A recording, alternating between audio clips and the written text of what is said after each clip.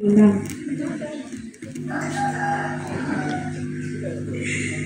orang-orang yang apabila menerima takaran dari orang lain mereka minta dicukupkan, dan apabila mereka menakar atau menimbang untuk orang lain mereka mengurangi. Bismillahirrahmanirrahim. Assalamualaikum warahmatullahi wabarakatuh. Alhamdulillahilladzi hadana lihada wa ma kunna linahtadiya laula an hadanallah. Asyhadu an la ilaha illallah wahdahu la syarika lah, lahul mulku wa lahul hamdu yuhyitu wa yumiitu wa huwa ala kulli syai'in qadir. Allahumma shalli ala Muhammad sallallahu alaihi wasallam wa ala alihi wa man tabi'ahum bi ihsan ila yaumil qiyamah. Ittaqullaha haqqa tuqatih wa la tamutunna illa wa antum muslimun. Subhanaka la ilma lana illa ma 'allamtana innaka antal alimul hakim. Shadaqallahul azim. Teman-teman yang dirahmati Allah Subhanahu wa taala, ada sebuah video yang beredar tanggal 27 Juni. Sekarang tanggal berapa? 8 ya. Berarti kemarin. Video ini tulisannya tadi 27 Juni ya saya dapatnya. Itu berisi tentang ada seorang ibu-ibu dua, itu membawa ibunya yang sudah tua, umurnya sekitar 70-an tahun, dibawa ke tempat panti lansia. Jadi tempat penitipan, atau bukan penitipan lagi nih, ini tempat penitipan lah, penitipan lansia seperti itu. Yang sebenarnya penitipan lansia ini hanya boleh untuk orang tua yang sudah tidak punya keluarga, apalagi anaknya ya. Ini kondisinya ibunya tadi punya anak 2, tetapi karena tidak ada titik temu, anaknya ini pengen meninggalkan ibunya di tempat lansia tadi. Tempat lansia tadi kita tadi dengar ya videonya, tempat lansia tadi. Kemudian yang punya tadi bilang, "Bu, kalau jenengan tinggalkan ibunya di sini, syaratnya jenengan ketika ibunya meninggal, jenengan nggak akan dikabari." Syarat pertama. Syarat yang kedua, jenengan nggak boleh lihat ibunya lagi seumur hidup. Dikasih 2 syarat ini. Koyone kejem ya? Iki sing kejem sopo iki? Tetapi syaratnya dari, kalau ketika saya membaca video ini, ketika saya lihat komentarnya itu, iki piye to iki pantine kok malah ngei syarat koyo ngono, ra oleh ketemu ibuke, engko nek kangen piye? Kok malah ngei syarat nek ibuke sedo rasa dikabari, aku kok priye? Kan ada yang berpikiran seperti itu ya. Pantine kok gawe koyo ngono itu. Itu kalau kita berpikiran seudon. Kalau jenengan berpikiran kusnudon, ini sebenarnya salah satu cara yang digunakan panti. Kowe kok yo tego ninggalke ibumu ning kene, yuk dikei men apa ya, rasa wae. Harapannya itu seperti itu nek kita kusnudon ya. Men rasa wae, dikasih ujiannya apa? Kowe nek ibumu mati, kita nggak akan ngabari kamu, dan kalau kamu kangen, kamu nggak boleh lihat ibumu lagi. Apa yang terjadi? Jawaban 2 orang tadi, anaknya tadi bilang, nggak apa-apa, saya sudah siap. Nggak apa-apa, saya sudah siap. Ini sudah memang jalannya Allah. Gowo Gusti Allah. Nggak apa-apa, kita sudah siap. Ini memang jalannya Allah. Teman-teman yang dirahmati Allah Subhanahu wa taala, jalan Allah itu benar ya. Bismillah. Jalan Allah itu bukan kayak gitu. Jenengan kok berbuat maksiat kok kita ngomong itu jalannya Allah, sudah takdirnya Allah. Salah. Maksiat kok sing disalahi Gusti Allah. Wa ma asabatum min musibah fabima kasabat aydikum wa ya'fu an katsira. Dan setiap musibah yang menimpa diri kalian itu akibat perbuatan tangan kalian sendiri. Karena apa? Salah memilih. Harusnya kalau kita punya orang tuanya itu sudah merawat kita, mengandung kita 9 bulan 10 hari, bahkan nyawa saja dipertaruhkan. Zaman dulu belum ada sesar, belum ada obat bius. Kalau orang tuanya nggak bisa melahirkan normal, ya milih salah satu. Kalau nggak bayinya selamat, orang tuanya yang selamat, milih salah satu. Sampai nyawa seperti itu ya. Nah, ketika gede, orang tuanya wis ora iso ngopo-ngopo, kok dengan mudahnya mengatakan, tidak apa-apa, ini saya sudah nggak kuat lagi ngurus orang tua saya, ini tak titipkan ke panti saja, nggak bisa lihat orang tua saya, nggak apa-apa, nek mati ra dikabari ya ora apa-apa, ditulis di sini. Kak jenengan tega? Iya nggak apa-apa, mungkin itu sudah jalan dari Allah. Masya Allah. Ini terjadi kemarin tanggal 27 Juni terjadi, Mbak Mas. Jadi teman-teman yang dirahmati Allah Subhanahu Wa Taala, ujian itu akan hadir ke tempat kita. Saya mau tanya teman-teman, kira-kira teman-teman ada nggak manusia yang di sini yang nggak diuji? Ada nggak? Nggak ada. Kalau kita lihat dalam Quran surat Al-Ankabut ya, ayat kedua, surat Al-Ankabut ayat kedua itu malah dijelaskan, apakah kamu mengaku dirimu beriman sedangkan kamu tidak diuji? Kalau kamu mengatakan dirimu beriman, pasti kamu akan diuji oleh Allah. Ya, Al-Ankabut ayat kedua. Nah, teman-teman yang dirahmati Allah, makasih Mas Rian, moga-moga kamu segera menikah. Bu kapan, tapi wis ono jodoh nih ya, tinggal eksekusi. Amin ya. Ya teman-teman yang dirahmati Allah Subhanahu Wa Taala, jadi dalam Quran surat Al-Ankabut ayat 2 itu, kalau kamu mengaku dirimu beriman itu Allah akan uji kalian. Allah akan uji kalian pasti. Dan saya mau tanya, kira-kira semakin tinggi keimanan seorang, ujiannya semakin berat apa semakin ringan? Berat. Saya misalnya ya, saya sama Pak Dwi misalnya, saya usaha galon gas dan teman-temannya lain sebagainya, itu karyawan baru 1. Pak Dwi karyawannya banyak, omsetnya sudah mungkin ratusan juta atau mungkin miliaran, saya nggak tahu. Omset saya baru jutaan atau puluhan juta. KCE aduh banget. Saya salah ngambil keputusan, paling ruginya cuma ratusan ribu jutaan. Pak Dwi salah ngambil keputusan, ruginya bisa berapa? Mungkin puluhan juta, mungkin ratusan juta. Jadi orang itu ketika, jangan dianggap ketika sudah tinggi ujiannya rendah, enak-enak santai, tidak. Ujiannya semakin tinggi. Ujiannya itu semakin tinggi, apapun itu, kedudukannya, keimanannya semakin tinggi, ujiannya semakin besar. Nah, enak teman-teman ini gitu. Kerja rugi kan tetap dibayar, gitu. Tetapi beda dengan pemilik. Pemilik ini rugi yo kroso, nek badi yo krosone gede banget ya. Itu seperti itu. Nek kalau saya karyawan baru 1, misalnya pun deleo apa itu ora pati yo rugi banget. Nek untung yo alhamdulillah untung, tapi ora yo koyo padu itu, tidak standar. Karena apa? Yo sesuai dengan tingkatannya, itu kayak usaha ya. Jadi saya mau mengibaratkan keimanan itu kayak wong wirausaha lah. Semakin dhuwur itu ya semakin mumet jane itu.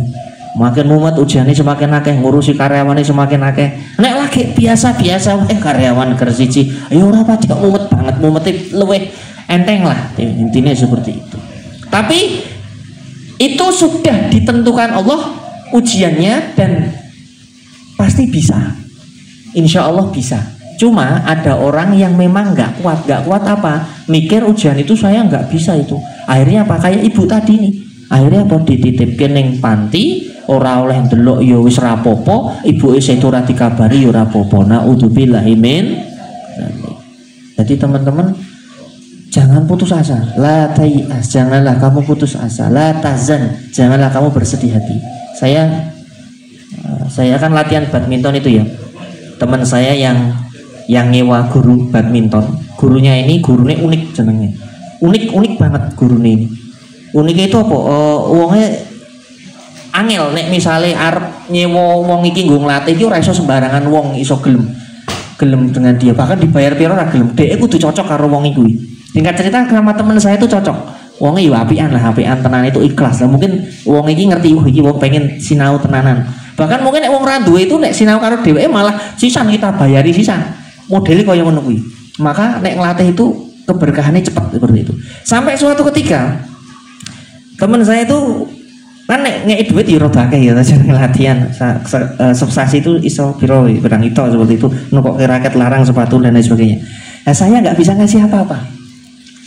Saya cuma bisa ngasih waktu itu buku judulnya Latazan.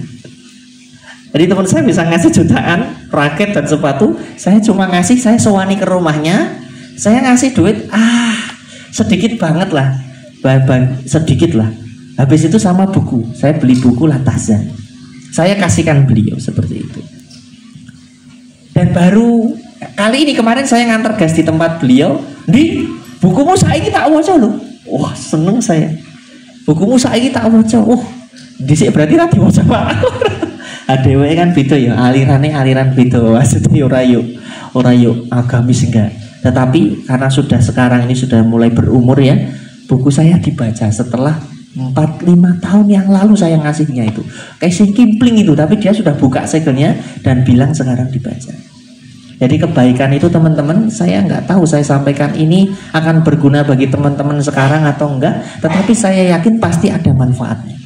Itu teman-teman, jangan menyepelekan kebaikan sekecil apapun, meskipun memindahkan duri, memindahkan batu, memindahkan ranting dari tengah jalan agar orang bisa lewat dengan nyaman. Pasti ada pahalanya, ada kebaikannya dan balik ke kalian dengan berlipat-lipat insya Allah. Bahkan bapaknya bilang, Mas Andi ini bojoku diajari ngaji. Pak golek sing cocok Pak, bojone itu Cino itu, Masya Allah. Ya Allah, subhanallah. Jadi itu bagi saya menyentuh. Kemudian saya ngasih buku kok, yuk kemudian dibaca itu menyentuh.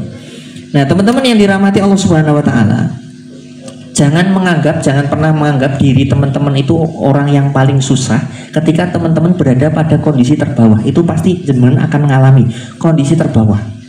Entah ada yang meninggal, entah ditinggal keluarga, entah bangkrut, entah mungkin anaknya, keluarganya, suaminya, istrinya dan lain sebagainya. Nanti pasti teman-teman akan berada pada posisi yang terendah. Tapi yakinlah teman-teman, suatu ketika itu cuma sebentar, teman-teman akan kembali lagi pada posisi yang lebih baik atau tertinggi teman-teman, atau kondisi yang keluar daripada kesulitan itu harus diyakini dulu. Jadi satu kesulitan itu diapit oleh dua kemudahan. La yukallifullahu nafsan illa wus'aha. Allah tidak akan memberikan beban kecuali kita mampu untuk menjalankan beban itu ya, atau menerima beban itu atau melampauinya. Cuma kok ada yang kayak gini tadi, dia nggak kuat dengan beban itu. Dia membuat dirinya nggak kuat dengan beban itu. Padahal kalau dia mungkin bersabar sedikit, ibu umur 70 tahun, armu ora mungkin yuk mungkin opo 1000 tahun kan ora, paling yo pirang puluh tahun meneh, pirang tahun meneh. Tapi kesabaran kita untuk menghadapi ujian ini diuji sama Allah Subhanahu Wa Taala. Pasti itu. Nah ini perlu ilmu. Kalau kita nggak tahu ilmu, yang terjadi apa? Orang lulus SMA, nggak lulus SMA, kejadian di zaman saya, orang lulus SMA bunuh diri. Duh, kalau tahu hakikatnya kan gimana? Orang lulus kan ada anak SD, munggah kelas 3 kocore udah munggah KB, sing siji ra munggah. Saya pernah jadi guru SD di Tinom, SD Negeri Tinom. Kita ikut rapat guru menentukan kelulusan dan tidak lulusnya siswa. Saya disampaikan, saya nggak ikut menentukan karena saya guru agama. Saya nggak ikut menentukan, yang menentukan guru-gurunya kelas. Guru kelasnya itu bilang, jane iki nek arep lulus ki saiki pengen nak anggere iki rahasia kita ya, guru-guru rahasia guru-guru. Tak sampaikan teman-teman. Murid itu sebenarnya itu bisa naik, syaratnya itu gampang. Anggere mangkat sekolah terus, yuk muridnya sopan, insya Allah munggah. Tapi ada salah satu anak ternyata nggak cuma itu, ini kurang bisa moco, kurang bisa baca. Padahal baca Qurannya apa? Sudah bisa Quran dia, tapi kurang bisa baca ABCDEF gitu. Gara-gara itu dia nggak diluluskan. Jadi harusnya teman-temannya pada naik kelas 3, dia nggak naik kelas 3. Kata gurunya, iki nek dinaiki mengko ke portal-portal piye iki. Tapi ki yo anu wonge apike, kerep mangkat e. Guru bingung, tapi ki nek dunggah kok ke portal-portal piye iki. Akhirnya diputuskan anak ini nggak naik. Teman-teman, nggak naik itu belum tentu gara-gara bodoh. Belum tentu gara-gara bodoh. Tetapi apa? Karena rasa cintanya gurunya, nggak pengen dia naik dulu. Biar apa? Engko nek munggah ke portal-portal. Tapi kadang orang nggak mikir, wah aku ora lulus, aku berarti bodoh, aku goblok, wah, aku iseng ning hadapan teman-teman, bunuh diri gantung. Itu terjadi. Masuk TV. Anak SMA tidak lulus. Apa nek dhisik jenenge ya? Eptanas apa ya? Apa jenenge? UMPTN ya? Apa itu? Apa itu? Mana ini perguruan tinggi. Lulus SMA akhirnya gantung diri. Mati. Masya Allah. Naudzubillahi min. Dia putus asa tapi salah. Harusnya kan dia bisa milih untuk bersabar, ya toh? Sabar sithik, sapa ngerti itu takdir terbaik loh. Sabar setitik. Siapa tahu daerah lulus itu takdir terbaik. Bisa jadi dia kemudian lulus sinau sesuk ternyata dapat pekerjaan yang Masya Allah dengan orang-orang teman-temannya yang lulus dulu, dia mungkin bisa jadi bos. Loh, berapa banyak toh? Tahu nggak pendiri Primagama? Pendiri Primagama lulus kuliah nggak? Halo, lulus kuliah nggak? Pendiri Primagama itu nggak lulus kuliah, lulus SMA itu. Tapi tentornya itu S1, S2, S3. Salah satunya teman saya itu juga S1, lulusan S1, guru matematika. Saya kan pernah belajar matematika. Loh, sapa kae sing ketiban apel ya? Albert Einstein ya. Sing ketiban apel sapa? Isaac Newton ya. Isaac Newton itu juga sama. Sampai ora seneng ning sekolah, ning kelas ora seneng. Dia seneng berpikir ning isor pohon. Ketiban, goro-goro ketiban apel nemu rumus. Thomas Alva Edison ngotak-ngatik lampu dan lain sebagainya. Kadang bisa jadi orang-orang itu mungkin dikaruniakan berpikir lebih sabar lagi. Mungkin jatahnya itu ora dadi wong pinter sing pinter sekolahe, tapi mungkin pinter di hal yang lain. Sabar sithik. Nek duwe anak bijine elek, ya kowe golek ana kelewihane sing liya. Ora kabeh pinter matematika, bahasa, IPA, IPS dan lain sebagainya. Komplit bijine A kabeh 10 kabeh. Saya lihat di tompo rapot anak saya, ada yang nilainya ABC. Nilai A itu anak saya itu di olahraga keterampilan. Pelajaran itu B karo C. Urusan olahraga keterampilan. Kenapa? Kan cilik kan memang tak ajari Ninja Warrior. Fisik ya, fisik melayu neng alkit. Anak saya itu melayu neng alkit itu saya baru paham kekuatan dia. Umur 3 tahun 4 tahun itu dia bisa mengelilingi alkit 7 kali tanpa berhenti, lari loh. Efeknya apa? Efeknya keterampilan dan olahraganya itu nilainya A. Tetapi matematika tak pitu pengen 6, mulai mikir suwi. Pitu pengen 6 itu suwi. Saya harus setiap hari itu habis subuhan itu ngedrill mau ping-pingan, tambah-tambahan, pengurangan itu dari ngedrill itu. Nilainya dari C itu sekarang B, lumayan. Alhamdulillah. Loh, sabar sithik. Sabar sithik. Pemene teman-teman dengan besok kalau punya anak sabar sithik. Ora kabeh bijine A 10 kabeh gitu. Uden apa bijine ketoke 10 kabeh nek sekolah? Empuh, aku yo ora ngerti. Tapi hari ini Uden bersama teman-teman toh. Ya kan? Mbok carane priye takdirnya kan di sini toh. Lulusan apa, Den? SMK. K. Ambil apa? Otomotif. Kakak adik kembar dia. Nganggur dua-duanya. Ketemunya bapaknya pas arisan. Saya tanya, Pak pripun kabar anaknya? Wahyu. Saya deketnya malah orang Ruden karo Wahyu. Buta ya sekarang ya. Deketnya karo Wahyu. Saya deketnya karo Wahyu dulu nggak buta, sekarang buta. Deket Wahyu, adiknya ini nggak kembar adiknya. Putih sekali wajahnya, putih semuanya, putih semua itu. Putih gitu. Sekarang buta. Tapi jadi tukang pijet itu. Kemarin ngobrol Jumatan itu malah sering nih masjid. Aku udah ngerti. Wahyu ketoknya seneng sholat. Udah ngerti aku. Udah rodok pahit ketoknya. Tapi mbuh kayak gitu batora. Tapi Wahyu sholat nih masjid Jumatan itu. Meskipun buta ke masjid dia ke masjid buta. Luar biasa ya. Den apa kowe kudu buta sih Den? Enggak juga. Alhamdulillah sekali. Ada apa ya dhewe kudu ning masjid kudu rekoso sih ya. Sojo lah. Nah, di saat durunge digawe ujian ngono-ngono wis ning masjid sih lah, wis ngibadah sih lah. Nah, teman-teman yang dirahmati Allah Subhanahu wa taala, ada lagi nih ujian. Ini baru saja. Saya punya teman Masya Allah. Ojo dianggap wong apik iki yo. Wah. Mulya mengko ngene. Ana sing wong apik memang ujiannya dengan ketenaran, kekuasaan, tinggi, keenaan dan lain sebagainya. Tapi ono sing wong apik iki Masya Allah, ujane iki bertubi-tubi. Jadi saya punya teman yang dulu pernah tak sampaikan sikile keterisipan kena tetanus itu, akhirnya dipotong amputasi, pernah ya? Pernah ya Mbak Dita ya? Itu tuh sekarang teman-teman nek jenengan tahu. Sekarang matanya buta. Dan terakhir ini operasi usus buntu. Bertubi-tubi langsung. Matanya tadinya itu saya ketemu beberapa bulan yang lalu itu masih rodok blur. Aku saiki rodok blur Mas. Iya, kita periksa itu masih bisa lihat. Sekarang buta, nggak lihat. Buta. Dan ini baru kemarin itu usus buntu operasi. Masya Allah, kakinya diputus, usus buntu. Kenapa kok saya katakan orang ini baik, teman-teman? Saya pernah bikin video, saya share. Waktu itu ada teman saya butuh ban luar. Saya sudah punya ban dalam. Saya punya ban dalam, punya ban luar. Teman saya itu anak itu butuh, teman badminton ya, karena saya suka badminton. Teman badminton itu butuh ban. Dan Raison kok kayak anak ban. Akhirnya apa? Saya punya ban dalam, tapi saya share karena saya punya grup Barkas. Saya share. Sopo ngerti ya? Nek Raison tak tukoke. Nek Raison tak tukoke langsung. Saya sudah ngazam diri saya. Nek iki Raison tak tukoke wis piro lah mari ban coba. Saya share dulu. Teman-teman, ini ada teman saya ini butuh ban luar. Kalau teman-teman punya atau bekasan silahkan japri saya. Bekasan tapi masih baik, vulkanisir apa-apa lah. Akhirnya ada salah satu teman ini belum pati kok kenal ini. Maksudnya dia baru di PPMI itu baru. Japri saya, Mas Andi, ini butuh bannya berapa? Satu aja Mas. Ini saya dalamnya sudah saya belikan, tinggal yang ban luar saja. Pripun? Saya mau. Ini gimana? Tak antar ke rumah jenengan aja ya. Ah siap. Ternyata rumahnya Mas Sigit ini, rumahnya itu Kaliurang.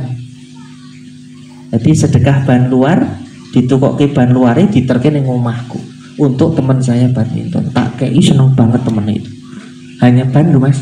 Ngeki wong ban jobo jero seneng banget itu, tak video. Masya Allah. Dan dia itu ketika masuk PPMI itu Persaudaraan Pencerita Muslim Indonesia. Jadi Persaudaraan Pencerita Muslim Indonesia itu sing suaranya akeh banget itu. Hei skuidut, ingat tuan krep. Momen suaranya so macem-macem.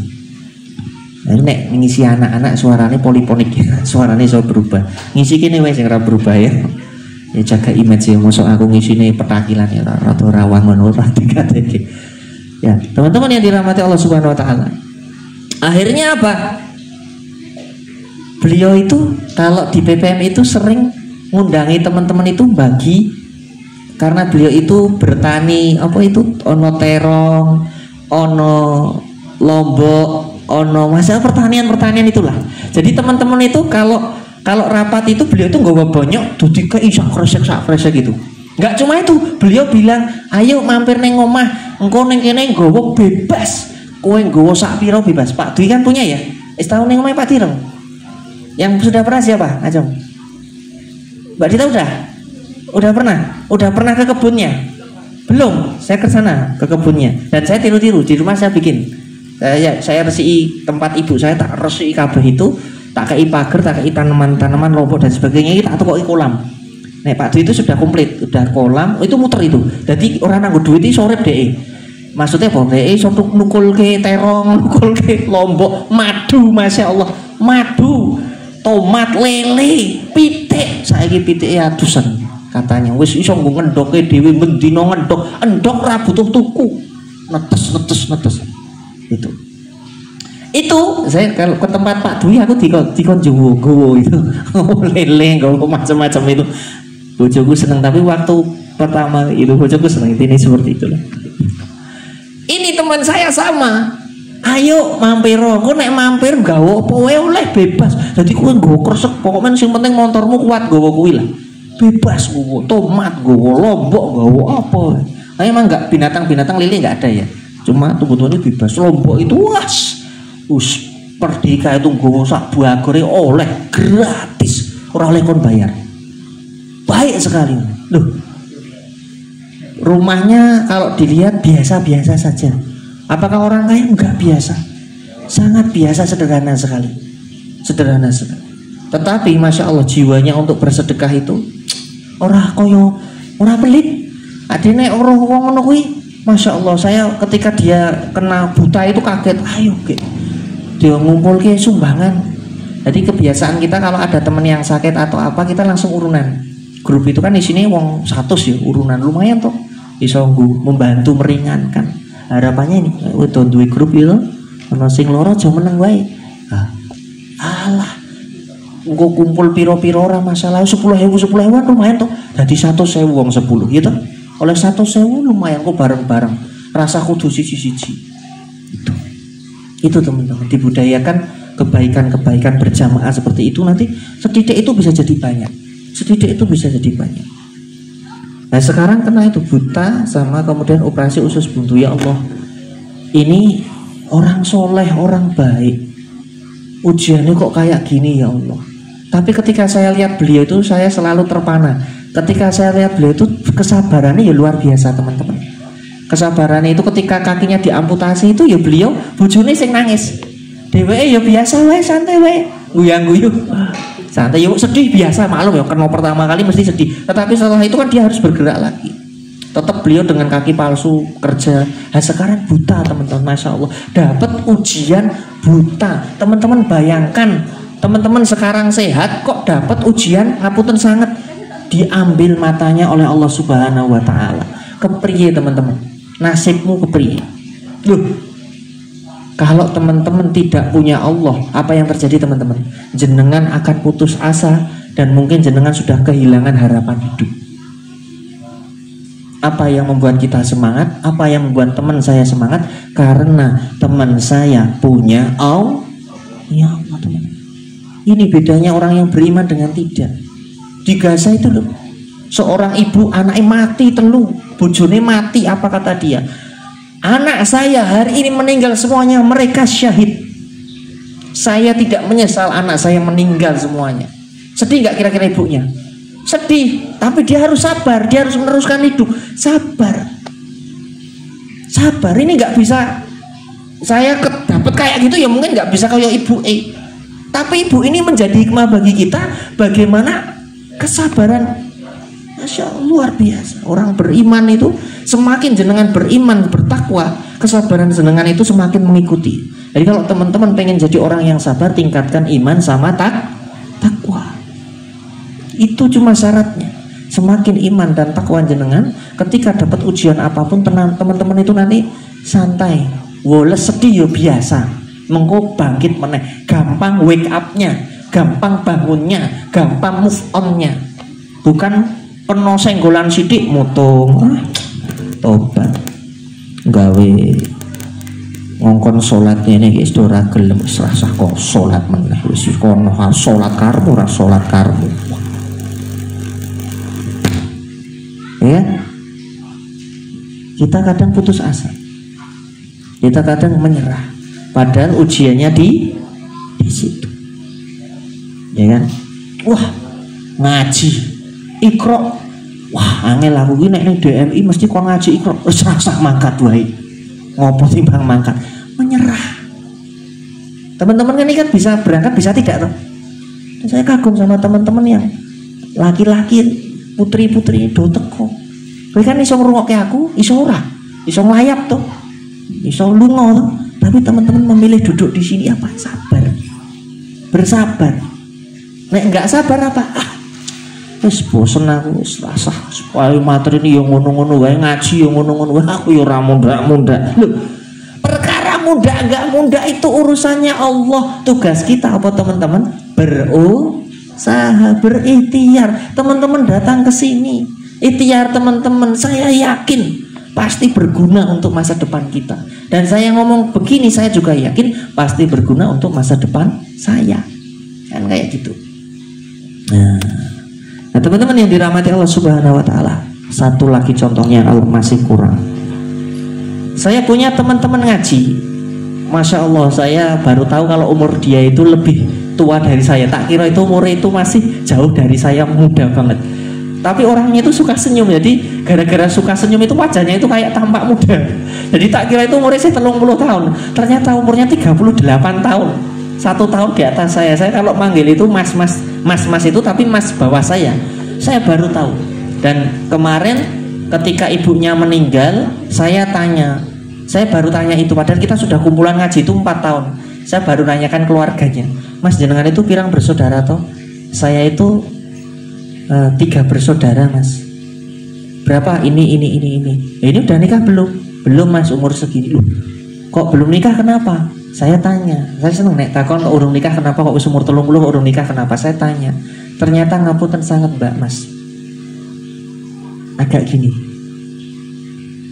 Agak kurang. Halo? Agak kurang perempuan. Jadi kurangnya itu apa? Bukan kurang edan stres itu bukan ya. Tetapi dia itu kurangnya kalau nangkep sesuatu itu lama sekali. Nangkep sesuatu lama, kayak itu lalit itu.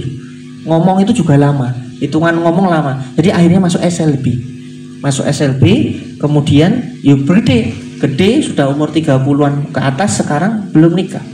Nek dolan sekarang nek ora karo sing tuwa sisan, karo sing anak-anak cilik senengane. Cah-cah cilik itu nyambung. Opo sing tuwa sisan. Tapi kalau sing sebaya, teman-temannya mungkin sebaya ya, itu ora nyambung.